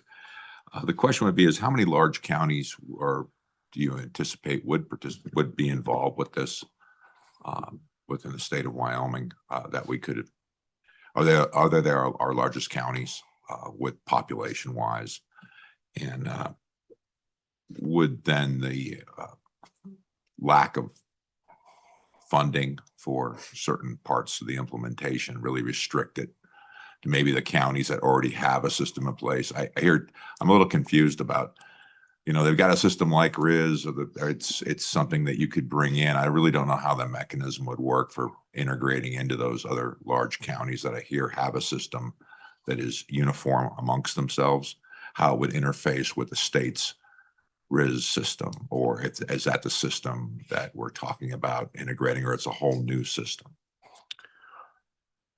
Chairman Pappas, Senator Kolb, I'll try to answer this. The way I understand the bill is this is basically telling us what our RIS modernization project will be. This will create one system that the counties and the state use to do all registration functions. So it would be all counties, big, small, whether or not they're on a different system or not. We would all be going to one system to do those transactions. So this would be our motor vehicle portion of the RIS project. Everyone would be on the system. So what happened to the RIS system? I mean, we had a system you were supposed to get developed, right? You were supposed to move that forward. I'm kind of confused about all of a sudden we're going to conform to this other way of making a RIS system. So what did we do with all the development we had up to this point with the current RIS system? That's my question. Oh, no, I'm sorry. I didn't understand the question, Chairman Pappas and Senator Kolb. We are still moving forward on the motor vehicle portion of the system. So if you recall, that was a COBOL system, so I can even one-up DOS. And that was a COBOL-based system on the mainframe. So what we've done on the state portion of that is we're lifting all of that stuff off that mainframe and putting it into a steady state so we continue operations with the counties. This then gives us the direction as to what the final landing place for that system would be. So we continue to develop and modernize that system, pulling it off the mainframe, adding the functionality that's modern. And the counties are just now going to be interfacing with that under their existing systems. This is that next step that would actually finalize that project and actually complete the RIS project. So that's really the status of where we're at on RIS. Okay, thank you. Could we hear from you, Jeff? Anything on ETS that concerns you? Nothing major. Again, this is Jeff Kleins, Director of ETS. So we got the information late, so we weren't able to provide a detailed fiscal note. This is kind of a companion bill to 95 as noted.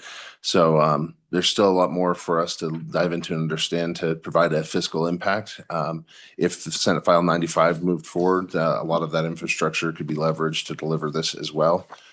So there's some duplication or redundancy there that we wouldn't necessarily need to replace with this one. So no other major technical concerns or anything other than the ever-present data privacy and making sure everything's done securely in a way that the bad actors can't exploit it. Okay, thank you. Any questions for ETS? Okay, thank you. I'll open it up to anybody in the room. Anybody want to testify? Let's try to move this along. I want to get to Senator Kolb's bill. It's a short and sweet one, Senator Pappas, or Okay. Chairman Pappas. Catherine. Mr. Chairman, members of the committee, again, Catherine Wilkinson on behalf of AAA Mountain West Group, standing in support of this bill. It's just a larger piece of the puzzle. With that, I would stand for any questions, Mr. Chairman. Thank you. Okay, any questions for Ms. Wilkinson? No, thank you. We do have, I believe, Lindsay West still hanging on, and if you bring her in.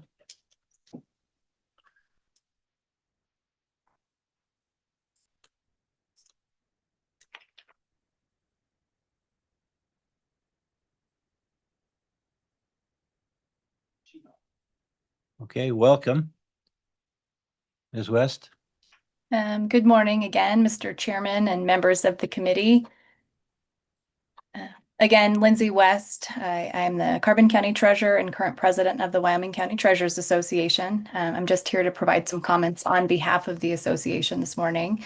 Currently, county treasurers are issuing license plates and vehicle registration using our own local software. And among the counties, there are three kind of separate softwares that we use. We maintain and have exclusive access to those registrations processed in our offices. We then upload the batches to WYDOT for inclusion in the state's primary database. This system works until it doesn't. For example, if a resident of Sweetwater County travels to attend legislative session and realizes their vehicle registration is expired while in Carbon County, they may stop to renew it in my office. My staff will first ask for their most current registration. And if they don't have the paper or the PDF of that registration available, we must either call the originating county or access the state mainframe to obtain the necessary information to move forward with that registration. All of that information has to be manually re-entered into our system because currently there is no direct integration between counties that allows that data to automatically populate. We don't mind serving customers in this way, but it does raise the question, is there a better, more efficient way? We have no objection to improving efficiency or streamlining customer transactions. We welcome the modernization. We're also responsible for the collection, receipt, and tracking of property tax, sales tax, building permits, fines, and forfeitures, among many other things. And to do so, we maintain local cash receipting and accounting systems. So even if vehicle registration moves to a state-wide platform, our staff will still be responsible for daily drawer balancing, reconciliation, and proper interfacing of transactions into our general ledgers.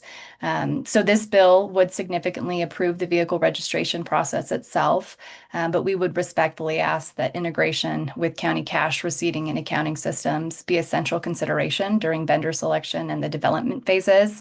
It wouldn't make sense to take 2 steps forward in registration efficiency while taking 2 steps back in local reconciliation accounting processes. We certainly do understand that not every implementation detail can be written into statute. And without knowing the exact nature of vendor proposals or the level of customizations offered, it isn't inherently known how or if the accounting integration would be addressed. However, we would appreciate some confirmation with the integration with county financial systems, and that it's not an afterthought, but a priority as it directly impacts our balancing responsibilities and overall duties of our offices. As always, the association would welcome the opportunity to work collaboratively with the department through the process to ensure successful implementation. And we do support moving away from antiquated systems and fully embrace modernization as long as it works with the other systems we have in place. Thanks again for the opportunity to speak, Mr. Chairman. And with that, I would be happy to answer any questions. Committee, any questions of Ms. West? Mr. Chairman. Senator Barlow. Thank you, Mr. Chairman. So I have two questions. One is currently in statute, the county treasurer is responsible for maintaining the permanent records. And this makes you reliant on the state system, the way I read it. And so that's the first question. Do we need some changes to some of your responsibilities and duties so that you can be reliant on the state system? And two, would you anticipate, would you prefer or anticipate that the state, if they're going to mandate this system, that they actually also provide it to the counties, and it would not be a cost to you? Thank you. Chairman Pappas, Senator Barlow, to answer your first question, that did not come up in the conversations when we were combing through the original language in the bill. And so that wasn't the necessity of changing existing statute to kind of encompass this. It wasn't on our radar. And so I guess the simple answer to your first question is no. For your second question, we also didn't have the discussion of whether or not, we would be as counties responsible for any of the implementation of this. Certainly, there were no specific figures put around, and so I think it is the expectation right now that it would be kind of more incurred on the state and maybe not the county. That's our interpretation. Thank you. Any further questions? Thank you for your testimony, Ms. West. We do have another person online, Mr. Mark Cohen, Sweetwater County Treasurer. Would you bring Mark in? Good morning. Good morning, Mr. Chairman and committee members. Appreciate this opportunity to testify remotely on this bill. It's a good bill that we have done a lot of work on. I've actually spent some time working and talking to YCATS, the technology provider that works with 6 of the counties. They paid for that system to be developed. They own it along with their partner who developed the program. They have come up with an estimated number of $10 million to sell that program. And that's just a rough estimate. So I think the fiscal note of $20 million was significantly off. But also you do see that there is $5 million in fees coming in annually to maintain that program. And part of the problem that we have right now is that every time the legislature makes changes to the way we do things in the treasurer's office, each one of the counties is required to pay for their systems to be updated to accommodate those changes. So by moving to a statewide system, one-time fee, everybody gets changed to update to the new changes, and the system should work well for all of us. And Lindsay West, the treasurer of Carbon County, just spoke to the way that we handle transactions. And it is frustrating to have to call different counties to try and locate information. It'd be nice for us to have that information. Senator Barlow, to your question, there is a component of the way this software system works where that data would be stored locally. So that we could access the data offline if we were offline, and then that information would be transmitted back to the state and maintained in the RIS system. So it actually speeds up the process. So we would still be maintaining that information locally. And with that, I will stand for any questions. Senator Barlow. Thank you, Mr. Chairman. So thank you, Mr. Cowan. would you agree with the premise that if we actually synchronize the e-titling with this, pushing the date back, not forward, that would also be potentially beneficial to the development of the system and the completeness of it? Thank you. Mr. Chairman, Senator Barlow, I would agree with that. But I would also state that YCATS has been instrumental in working with the e-titling program already. And so this system potentially could, if we do adopt that system as the statewide system, could already be step in and handle those online titling systems. So. Okay, any further questions? Okay, thank you. Thank you. I don't see, does anyone else want to testify? Nope. Okay. I'll close public testimony. Committee, what's your pleasure? Moved by Anderson. Second by Kolb. Committee, what, any additions, deletions, corrections you want to make? Any comments? Okay, Senator Kolb. Yeah, thank you, Mr. Chairman. Yeah, it's been the evolution in the state of Wyoming to unify and to get the counties underneath one umbrella for the reasons previously mentioned by my county treasurer in Sweetwater County. I think it's just necessary in this day and age to unify. I think also when we talk about data security concerns, frankly, I think the state's going to do a better job than a bunch of other smaller counties trying to do the best they can. And it's not because, you know, they wouldn't want to do the best they can, but they just don't have the resources the state has. And I think we're better off under one umbrella. Even if there may be a cost shift involved with this, I think it's a better direction to serve the people of the state. Thank you for my chance to comment. Thank you. Okay, thank you. Any further comments? Seeing none, let's take a vote. This is a roll call vote on Senate File 107. Senator Anderson. Aye. Senator Barlow. Aye. Senator Cooper. Aye. Senator Kolb. Aye. Chairman Pappas. Aye. 5 ayes. Okay, so this bill is moving on to the Senate floor. Thank you, Senator Nellicott. Okay, our next bill for consideration is Senate File 107, Motor Vehicle Registration and Plate Issuance System. I read the wrong one. Yeah. Yeah, we don't want to do it again. Senate File number 112, Elimination of License Plate Replacement Cycle, sponsored by Senator Kolb. Senator Kolb? Mr. Chairman, where would you want me to sit? Say here?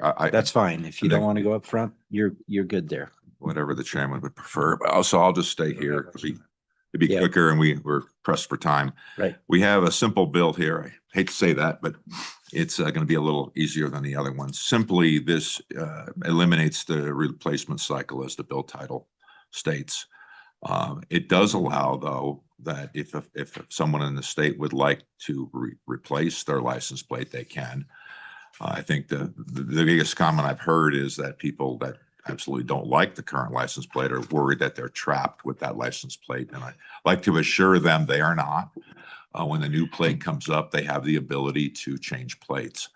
The replacement fee is $8, and the under page 7, line 5, B, replacement license plates. This is another category being produced for prestige, specialty, or preferred number serials. If any initial license plate is no longer readable or visible as provided by 31.2, 213B, there's a $30 fee associated with that. And that's about it. This will get us out of this endless cycle of having to replace all the plates. And this is truly a cost-saving measure to the counties and to the state for streamlining our program and giving the people that like your plate, you can keep your plate. If you don't like your plate, you can get rid of that plate when the new plate comes out, whenever that may be. So it gives the ultimate flexibility. And eventually people might have a plate they really like and want to keep it forever. And I think this would be a great way of helping that happen. And that's really the bill. I'll stand for any questions, Mr. Chairman. Okay. Senator. Mr. Chairman, thank you. So picked the wrong year to run this bill with the current plates we have, would be my first observation.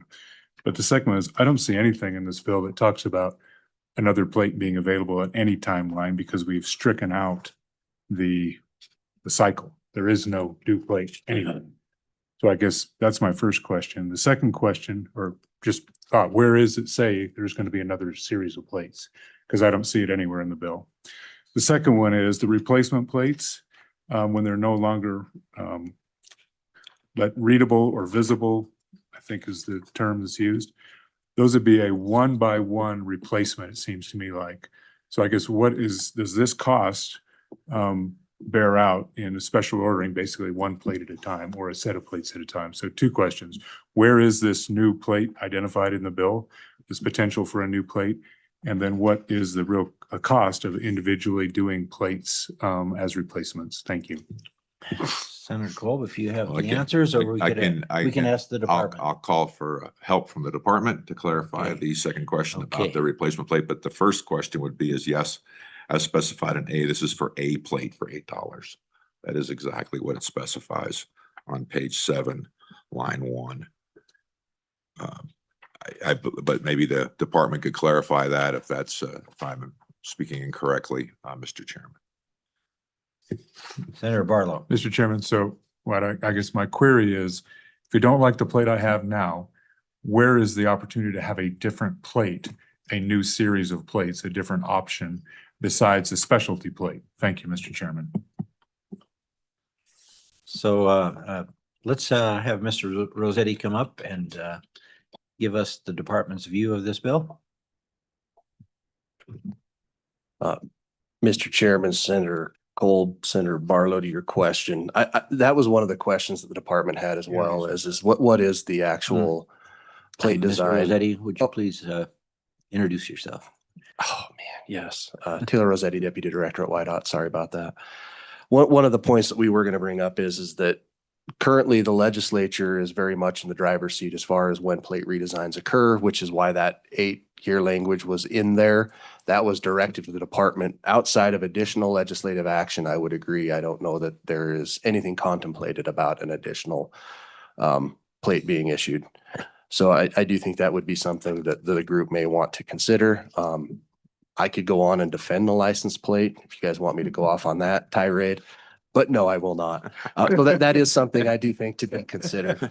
And I think really one of the drivers behind this is our license plate numbering system in this state is very, very unique. Many of you guys know, and many of you guys have the license plate that is whatever county you're from and very, very low numbered.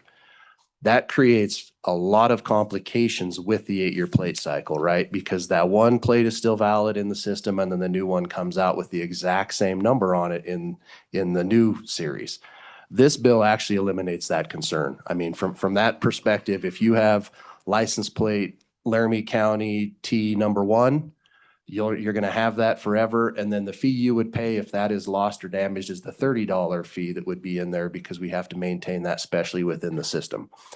If you just have a regular issued plate, it gets damaged and you go in and don't care what number you've got, it's an $8 fee to get a new plate, right? So, I mean, that's the differentiator in there.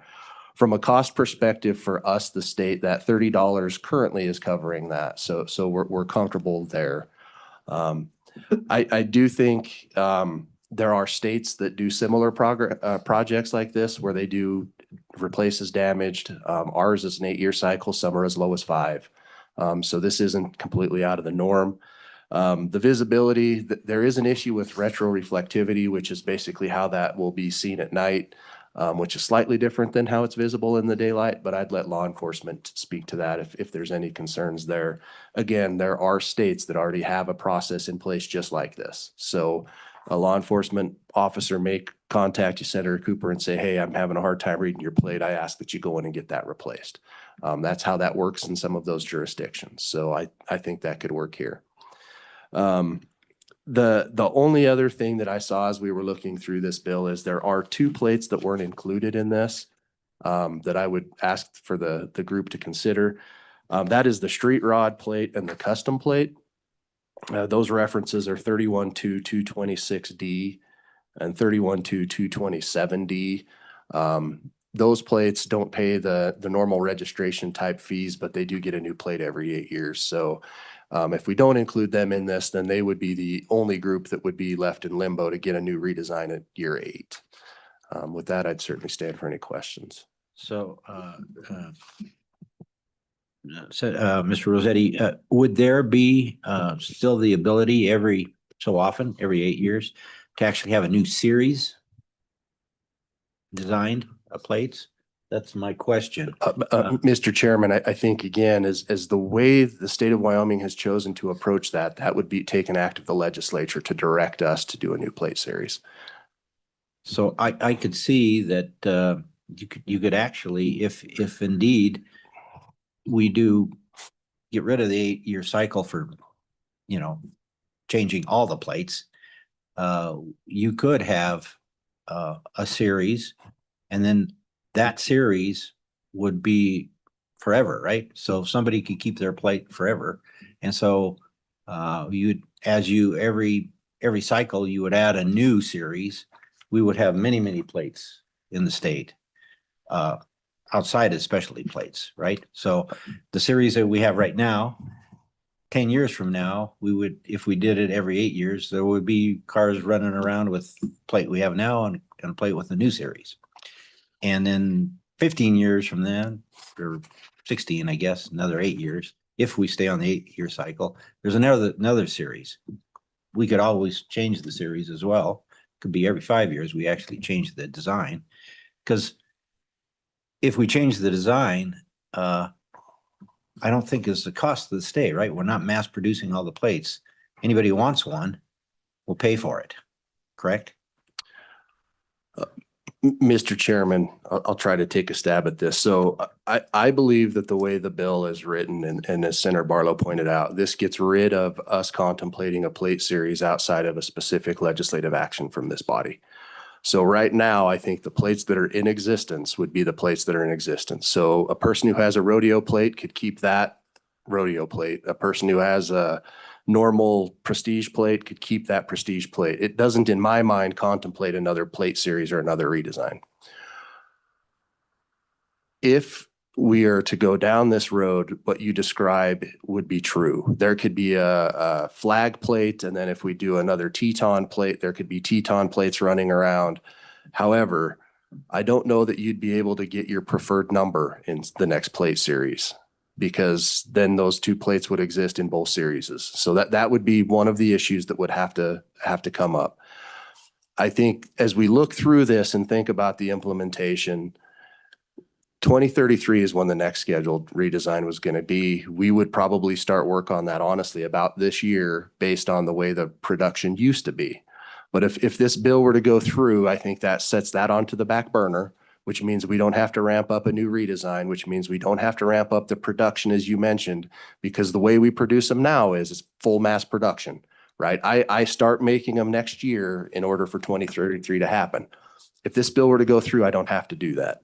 Then I think that does offer the body some time to consider how would you like to handle redesigns or new artwork in the future. And then at that point, we would have to scale and figure out what does production look like. Is it more of an on-demand basis? Like I'm only going to have to order 200 of them from a vendor rather than self-produce? Or are we going to do one more mass turnover and then from there move forward with nothing? So, I mean, it gives us some time to contemplate that, but it certainly does stop the clock so that we're not in a license plate making process that then we have to scrap on the back end. So right now, though, I do believe the legislature would have to provide us further direction if they wanted to see a different background in the future. Okay, committee, we've got 10 minutes. I want to make sure everybody gets their chance to talk. So Senator Anderson. Mr. Chairman, I have a question for Rossetti. On page 2, we list the readable or visible if a license plate except a permanent dealer and antique motor vehicle license plate. That we make an exception for those, but we don't say what we're going to do with those. Do they remain in the same cycle, the same 8-year cycle? Mr. Chairman and Senator Anderson, that is existing language, and it's a bit of a mixed bag. So the dealer plates do currently go through the redesign, but the permanent registrations do not go through a redesign. That is existing language, so that's why it's accepted the way it is. So for antique plates, we issue it once forever. Cool. Okay. Any further questions? Okay, I'll open it up to public comment. Anybody in the room? Seeing none, do we have any hands up online? Lindsay West. Okay, please let her in, please.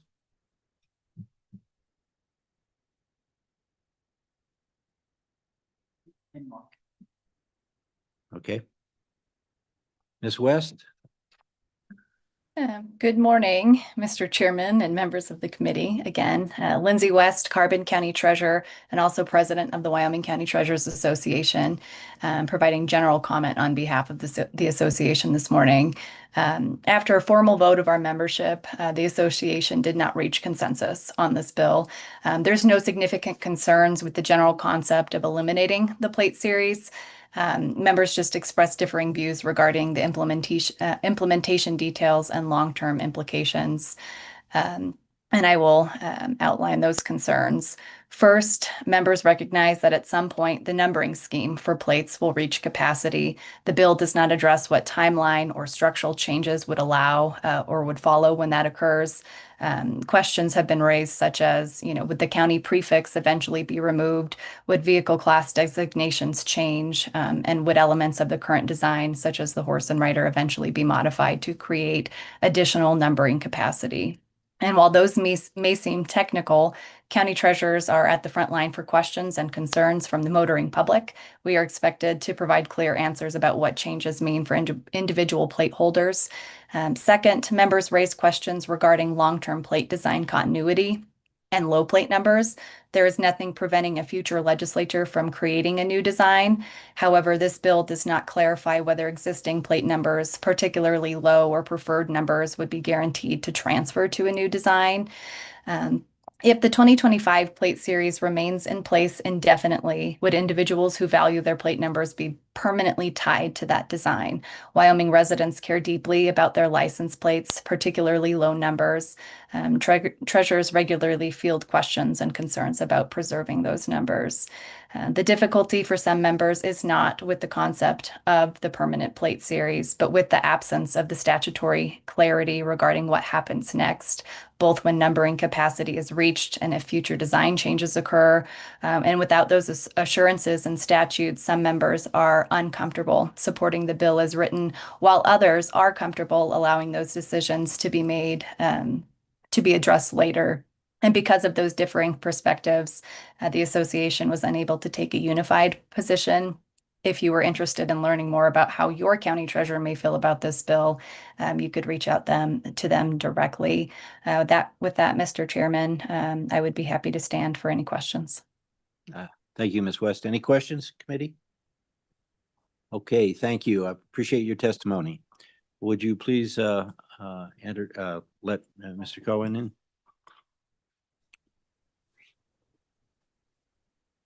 Good morning again. Good morning, Mr. Chairman. Mark Cowan, Sweetwater County Treasurer. Lindsay West did a fantastic job of describing the status of the county treasurers. I think many of their concerns can be assuaged by a few quick changes to the bill. I do believe on page 2, line 20, the bill says that the new license plate shall bear the same identification number as the initial plate. So I do believe that addresses their concern that all plates would still remain the same.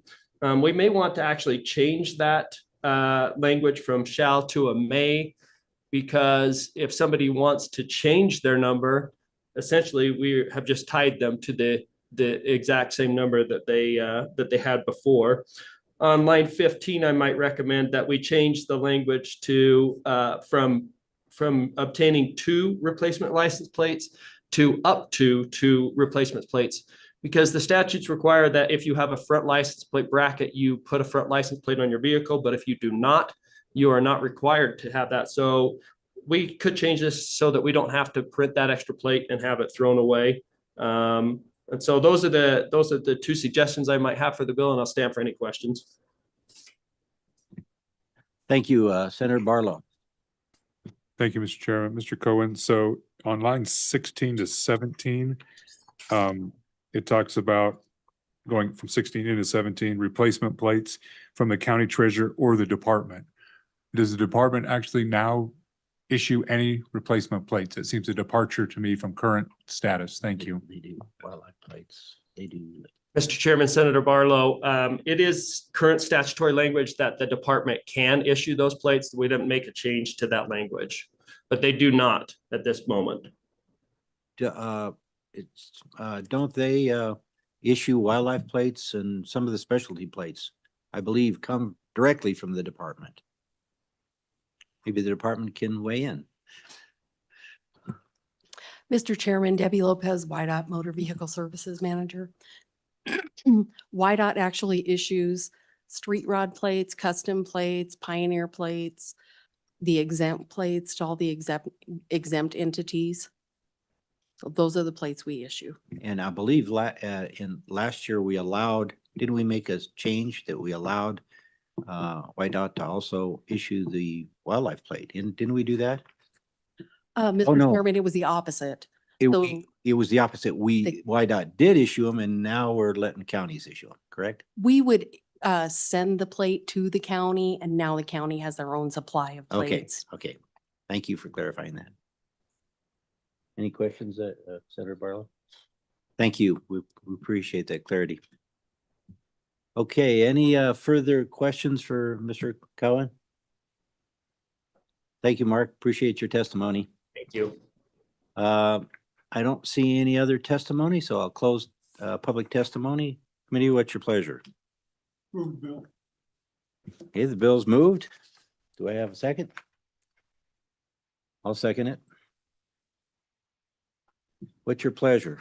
Any corrections, deletions? I don't think we have time to go through the bill, but I think it's fairly understood. Mr. Chairman, Senator Cooper.